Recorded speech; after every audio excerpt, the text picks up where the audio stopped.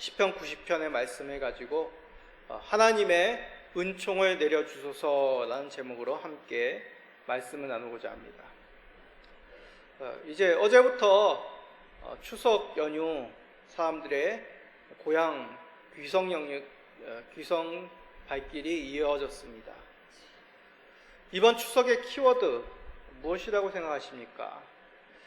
저는 아마 날씨가 아닌가 생각이 됩니다.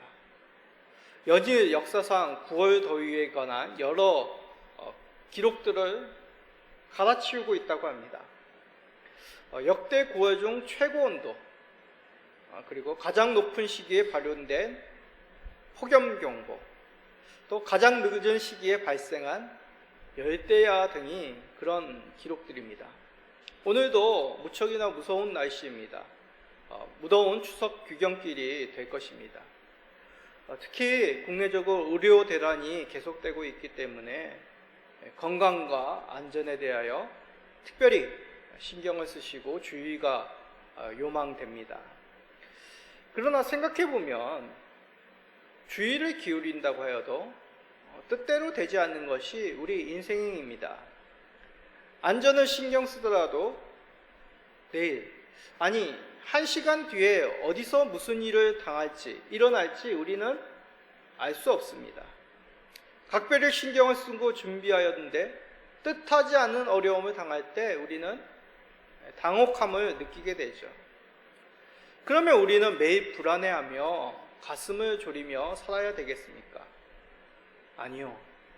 우리는 그러지 않아도 됩니다. 왜냐하면 지금 우리에게는 위로의 은혜, 평강의 축복이 있기 때문입니다. 그분은 바로 하나님이십니다. 아니, 목사님 지금까지 신앙을 가지고 살아왔지만 무탈할 때는 그렇게 느껴지는데 하나님께서 우리를 지켜주시는 것 같은데 어려운 일이 생기고 뜻하지 않은 일이 터지면 하나님이 우리를 지켜주지 않는 것 같습니다. 혹시 이렇게 생각하시는 분들도 계실 것 같습니까? 어떻게 우리는 인생의 어려움 속에서 위로를 얻을 수가 있고 평안을 이룰 수 있을까요? 오늘 말씀의 제목이 하나님의 은총을 내려주소서입니다. 여기서 은총이란 어떤 상황에서든지 특별하게 받는 사랑, 특별하게 보호받는 그 은혜를 의미합니다. 그것이 바로 은총이라는 단어 속에 담겨져 있는 의미입니다. 오늘 읽은 시편 90편이 바로 우리가 어떠한 환경 속에서 우리가 어떻게 평강을 누릴 수 있는지에 대한 적절한 해답을 들려줍니다. 사실 시편 90편을 읽어본 그 소감은 그리 밝지만은 않습니다. 가장 많이 알려진 오늘 눈에 들어오는 구절이 몇 절의 말씀인가요? 10절 아닙니까?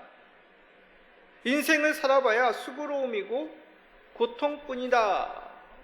허무한 인생이다. 그것을 말하기 때문입니다. 그런데 그것으로 끝난다면 시편 90편에 담겨져 있는 참 의미를 우리는 놓치게 되는 것입니다. 시편 90편을 우리가 꼼꼼히 살펴보면 고난의 인생 속에서 특별한 혜택, 특별한 은총을 주시는 우리 하나님을 발견하게 됩니다. 인생의 어려움을 만나셨습니까? 그 순간을 겪고 계십니까? 오늘 말씀을 통해 인생 속에서 우리를 견고하게 하시고 평안의 은총을 내리시는 하나님을 만나시는 모든 성도님 되시기를 간절히 기도드립니다. 자, 오늘 시편 90편을 읽으면 여러 부분에서 눈에 들어오는 내용들이 있을 것입니다. 표제도 다른 시편과는 다른 내용을 우리에게 전하며 차별을 두고 있습니다. 자, 표제를 읽어봅시다. 표제란 시편 6편에 있는 작은 글씨로 이 시가 어떠한 시인지를 대략적으로 기록한 내용이죠. 자, 표제를 한번 읽어볼까요? 하나님의 사람 모세의 기도. 자, 모세라면 뭐가 가장 먼저 떠오르나요? 이집트 왕자 애니메이션이 떠오르시는 분도 계실 것입니다. 모세라면 이스라엘 민족이 가나안에 정착하기 이전의 사람이기에 이 시편 중에서도 학자들은 아마 가장 오래된 시편이다라고 그렇게 보고 있습니다.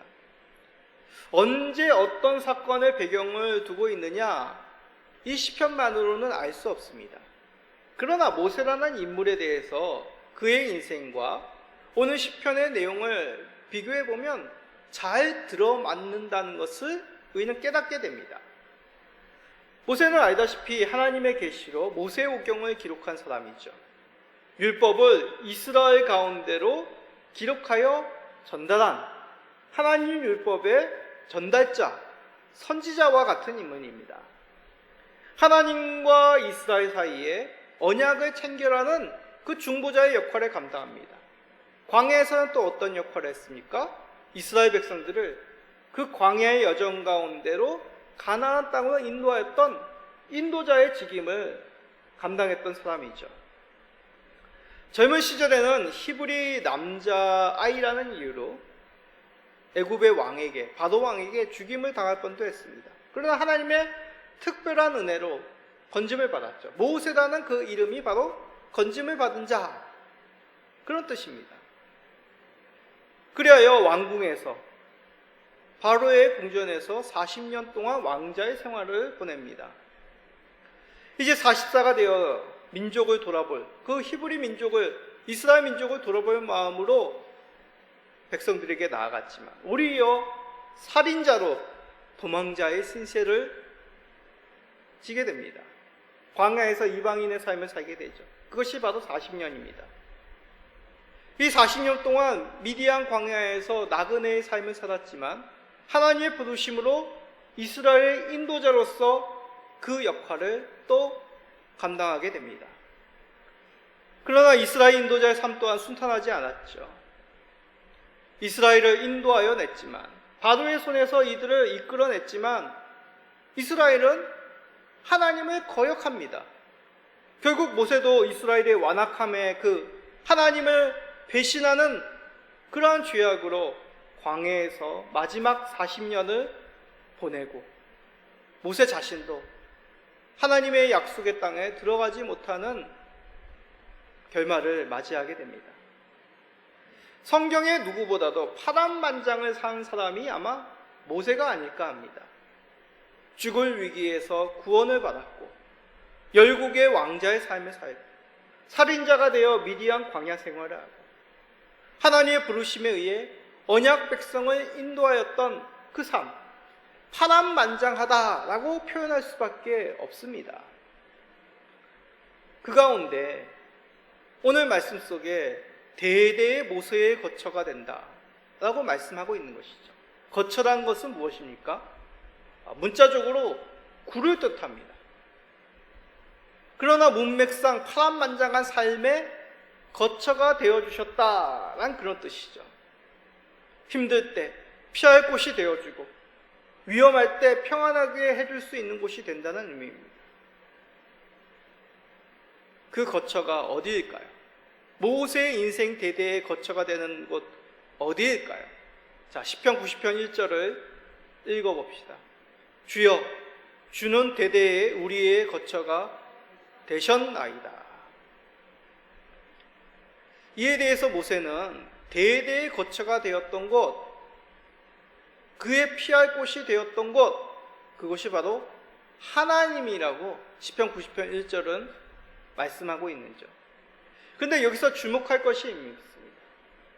하나님께서 모세의 안전한 피할 곳이 되었다. 그것은 어떤 한 시점, 어떤 한 상황, 특별한 때를 지칭하는 것이 아닙니다. 대대에 이르도록 영원히 하나님은 가장 안전한 피난처가 되셨다라는 뜻입니다. 자, 이것을 더 깊이 있게 말씀하고 있는 것이 2절입니다. 한번 2절을 읽어봅시다. 산이 생기기 전, 땅과 세계도 주께서 조성하시기 전, 곧 영원부터 영원까지 주는 하나님이시니이다. 모세는 하나님께로부터 창세기를 받아 기록한 사람입니다. 누구보다도 창세전부터 계신 하나님, 세상을 창조하신 하나님임을 말씀을 통해 경험한 사람이 모세입니다. 세상 전부터 계시고 세상을 창조하신 하나님께서 영원전부터 영원까지 살아계신 하나님이란 것을 누구보다도 잘 알고 있는 사람이 모세였던 것이죠. 그렇다면, 이 사실을 믿는다면, 지금도 창조의 하나님께서 살아계시다면 하나님의 백성들에게 두려울 것이 무엇이 있겠습니까? 창조의 하나님이 살아계신데. 자, 이것을 한 가지 우리 집의 예를 들어 설명합니다. 고양이들은 습성이 잠을 잘 때 자신이 안전하다고 생각하는 곳에 또아리를 틉니다. 누군가의 침입으로부터 안전한 곳, 숨을 수 있는 곳, 피할 수 있는 곳에 고양이들은 쉰다는 것이죠. 저희 집에도 설이라는 그런 이름을 가진 고양이가 있습니다. 유달리 겁이 많고 조심스러운데 쉴 때 보면 늘 이불 속, 침대 밑, 아니면 자기 숨집, 아니면 자기가 제일 따르는 사람 곁에 누워서 쉽니다. 잡니다. 우리도 마찬가지 아닙니까? 우리가 쉴 거처, 우리가 평안을 누릴 수 있는 곳, 바로 하나님이 바로 우리의 특별한 쉴 곳, 안전의 거처가 된다고 모세는 말씀하고 있는 것이죠. 1절에 우리라고 복수라의 명사를 쓰지 않았습니까? 복수의 대명사를 쓰지 않았습니까? 모세와 같은 하나님을 믿는 우리에게도 하나님은 영원한 안식처, 우리가 대대로 머물 거처가 되십니다. 이것이 시편 90편으로 깨닫는 하나님이 주신 은총의 첫 번째입니다. 어떤 어려움을 만나셨습니까? 우리의 영원한 안식처가 되신 그 은총의 하나님을 잊지 않아야 하심으로 평안과 위로를 얻으시는 우리 모든 성도님 되시기를 간절히 기도드립니다. 자, 그런데 여기서 우리가 주의할 것이 있습니다. 영원하신 하나님, 우리의 거처가 되신다고 하셨는데 우리가 하나님과 같이 완전하게 된다. 어떠한 위협 속에서도 우리는 확고하게, 완전하게 평안함을 누린다. 그런 뜻이 아닙니다. 우리는 한계가 있죠. 하나님과 비교할 수 없는 피조물에 불과합니다. 때가 되면 생을 다하여 죽음에 이르게 됩니다. 모세는 이것을 잊지 않았습니다. 그래서 인생의 한계에 대해서 이어서 노래합니다. 자, 대표적으로 5절을 한번 읽어봅시다. 주께서 그들을 홍수처럼 쓸어가시나이다. 그들은 잠깐 자는 것 같으며 아침에 돋는 풀 같으니이다. 이것은 우리의 인생을 이스라엘의 지역의 날씨에 빗대어서 말씀하고 있습니다. 식물의 생애 주기이죠. 가나안 지역은 우리보다도 온도가 높고 더 건조합니다. 그래서 많은 생물들이 잠깐의 우기의 때 아니면 이슬이 내리는 그 새벽의 때에 주로 활발하게 그 생을 꽃피웁니다. 아주 짧은 우기가 끝나고 아침해가 돋고 다시 건조의 시기가 들면 식물은 말라가고 또 여러 가지 동물들은 모래 깊숙이 아니면 동굴 깊숙이 숨어들게 됩니다. 이를 비유하여 잠깐 잔다라고 이렇게 표현하고 있는 것이죠. 하나님께서 내리시는 그 심판이 순식간에 그 하나님의 진노하심이 이르기에 인생은 잠깐 자는 것 같이 아침에 돋는 풀같이 한계가 있는 것임을 말씀하고 있습니다. 우리는 연약한 존재라는 얘기죠. 우리라고 뭐 다르겠습니까? 하나님 믿는 백성들도 마찬가지입니다. 젊었을 때는 시간이 더디 가는 것 같습니다. 지난 오랜 일도 마치 어제 일과 같이 기억이 생생하게 느껴집니다. 젊음이라는 그 싱그러운 때가 오래갈 것 같이 여긴다는 거죠. 그런데 50을 넘어간 저에게 있어서 점점 살면 살수록 시간이 정말 화살과 같이 날아간다, 어른들의 그런 말씀이 피부로 와닿습니다. 그리고 때가 되어 마지막 생을 다할 때는 인생이 너무나 짧다는 것을 모든 인생들이 깨닫습니다. 그런데 여기서 우리는 중요한 질문을 해야 됩니다. 과연 인생은 이렇게 눈 깜짝할 사이에 지나가는 것일까? 그렇다면 왜 이런 순간적인 짧은 인생을 하나님께서는 창조하시고 모세는 또 이것을 하나님의 진노로 말씀하고 있을까? 시편 90편 9절을 읽어봅시다. 우리의 모든 날이 주의 분노 중에 지나가며 우리의 평생이 순식간에 다하였나이다. 이 뜻은 하나님의 진노하시는 저주로 인간들이 이러한 짧은 인생을 산다, 그런 뜻이 아닙니다. 아니라고요. 하나님의 공의로운 심판으로 우리 죄된 모습을 숨길 수 없이 모두 드러난다, 그런 뜻입니다. 하나님의 불꽃 같은 눈으로 우리의 인생을 바라보신다면 우리의 과거가 아무리 화려하고 아름다운 인생을 살았지라도 순식간에 그것들이 과거가 되어지고 사라진다는 의미입니다.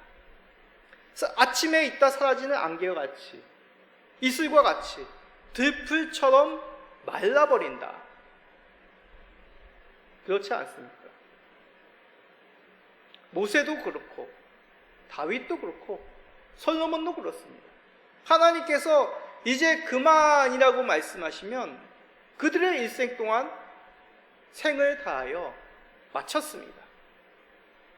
어떠한 삶을 이 땅 가운데 소유하고 누리고 있을지라도 연약한 인간이기에 하나님의 심판 가운데 그 인생을 끝마치게 된다는 것이죠. 우리도 마찬가지입니다. 하나님 앞에서 유한한 인생입니다. 공의로운 하나님의 판단에 순복하여 할 그 연약한 인간임을 우리는 살며 살수록 깨닫게 됩니다. 그러나 이것을 깨닫지 못하고 어떤 사람은 종종 하늘 무서운 줄 모르고 인생을 살 때가 많습니다. 지금 누리고 있는 삶, 시간, 물질, 젊음, 평안, 영원할 것처럼 생각하는 착각에 빠진 사람들도 있습니다. 그런 사람은 다른 인생도 무시하며 기고만장하게 목소리를 높이고 자신의 힘과 능력을 떨치는 이 땅의 삶에 안주하려고 하죠. 그러나 그 어떠한 인생도 하나같이 연수의 자랑, 하나님의 심판의 결과 앞에 수고와 슬픔의 응어리인 죽음에 이르게 됩니다. 영원한 것 같은 영광은 덧없는 일장 춘몽에 불과한 것이죠. 그저 우리의 인생은 그 화려했던 과거는 한 점에 불과하다는 것을 우리는 그때에 가서 깨닫게 됩니다. 반대로 이 진리를 깨달아 하나님 앞에서 겸손하게 살아가는 인생, 이런 삶이 바로 하나님의 은총을 받은 삶입니다. 설사 육신은 죽음에 이르나 하나님께서 우리를 그 모든 평가하는 날이 있다는 것을 깨달아 하나님 안에 거할 때 부활하여 하나님의 참된 평안에 가는 영원한 삶을 누리게 되는 것이죠. 이를 믿으심으로 심판의 하나님이 계심을 잊지 않아 겸손한 인생을 사시는 우리 모든 성도님 되시기를, 하나님의 은총을 받으시는, 누리시는 모든 성도님 되시기를 간절히 기도드립니다. 자, 그러면 이 시의 결론이, 이 말씀의 결론이 하나님 앞에서 우리가 유한한 인생이기 때문에, 연약한 인생이기 때문에 그것을 깨달아 겸손한 삶을 살자, 이것이 시편 90편에 담아내고 있는 그 뜻의 전부일까요? 한 가지 더 깊이 있는 말씀을 우리에게 들려줍니다. 자, 12절을 읽어봅시다. 우리에게 우리나라의 계수함을 가르치사 지혜로운 마음을 얻게 하소서. 자, 모세는 인생의 종착지가 있는 것을 깨달은 겸손한 사람이었습니다. 그래서 하나님께서 이것을 지혜로운 마음으로 잊지 않도록 그 지혜를 주시도록 간구하고 있는 것이죠. 어떤 사람도 영원할 수 없습니다. 하나님께서 인생들을 생의 종착지에 이르게 하였을 때 이를 거부하거나 연기할 수 있는 사람은 한 명도 없습니다. 그 마지막 때가 되었을 때, 인생의 마지막 때가 되었을 때 이 생이 얼마나 짧고 허무한 것인지를 깨닫고 후회하게 될 것입니다.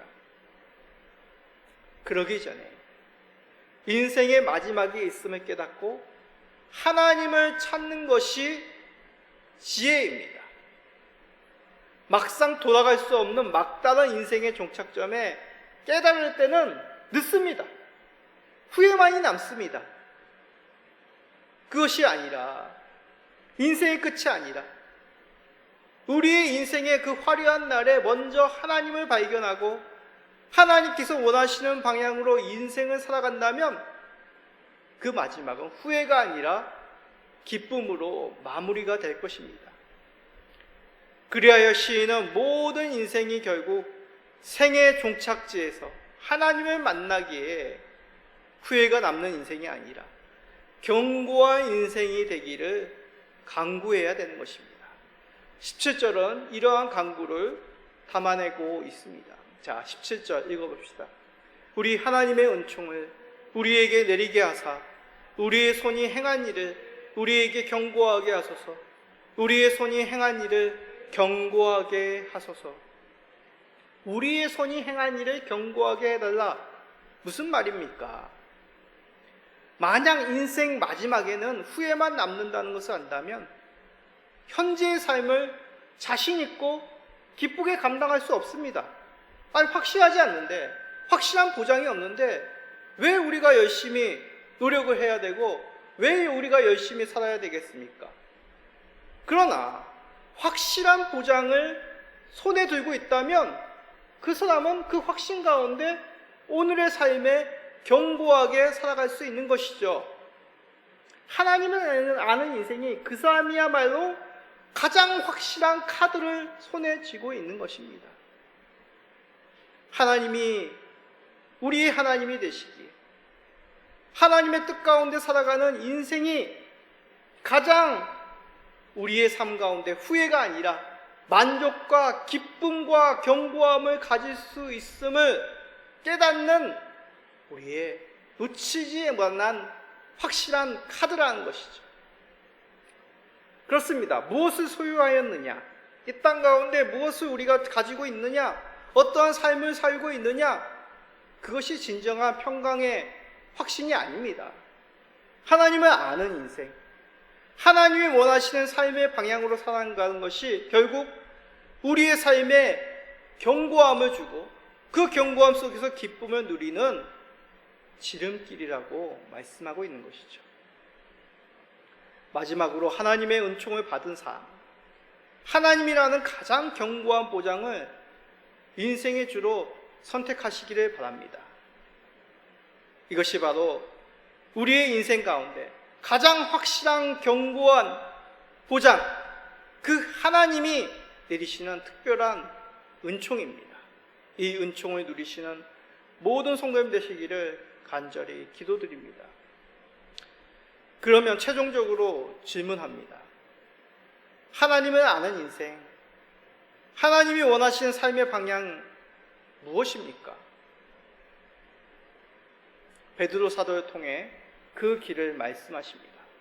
자, 우리 크게 베드로전서 1장 24절 25절 읽어봅시다. 그러므로 모든 육체는 풀과 같고 그 모든 영광은 풀의 꽃과 같으니 풀은 마르고 꽃은 떨어지되 오직 주의 말씀은 세세토록 있도다 하였으니 너희에게 전한 복음이 곧 이 말씀이니라. 베드로 사도를 통해 시편 90편 모세와의 기도와 같은 말씀을 전해주십니다. 모든 육체의 영광을 싣는다고 말씀하십니다. 그런데 영원한 것이 있죠. 무엇입니까? 오직 주의 말씀은 세세토록 있습니다. 근데 그 주의 말씀이 뭐라고요? 너희에게 전한 복음이 곧 이 말씀입니다. 한번 따라해 볼까요? 우리에게 전한 복음이 영원한 말씀입니다. 그렇습니다. 우리에게 영원한 것, 우리의 육체의 영광은 잠시 있다 사라지는 들풀과 같으나 영원히 살아있고 영원히 우리의 보장이 되는 것, 그것은 곧 말씀, 우리에게 전하신 그리스도 예수의 복음입니다.